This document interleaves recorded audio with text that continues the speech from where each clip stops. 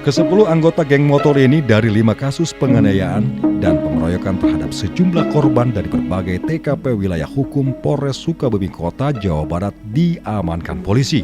Dari data rilis Polres Sukabumi Kota menyebutkan usia para tersangka ini yaitu 18 tahun sampai 27 tahun. Diamankan berikut barang bukti berupa 6 bilah senjata tajam berbagai jenis dan 1 unit sepeda motor. Mereka ditangkap kurang dari 24 jam setelah melakukan penganiayaan dan pengeroyokan terhadap korban. Sebelum melakukan aksi pengeroyokan atau mencari sasaran calon korban yang dituju, terlebih dahulu mereka menenggak miras dan obat-obatan terlarang. Dari ke-10 tersangka ini, setelah kami lakukan pemetaan, 9 orang diantaranya merupakan bagian dari geng motor. 9 orangnya merupakan bagian dari geng motor. Ini perlu menjadi perhatian kita semua, dan ini membuktikan sekali lagi keseriusan kami Polres Sukabumi Kota, khususnya Satreskrim, dalam mengungkap berbagai perkara tindak pidana yang terkait dengan geng motor.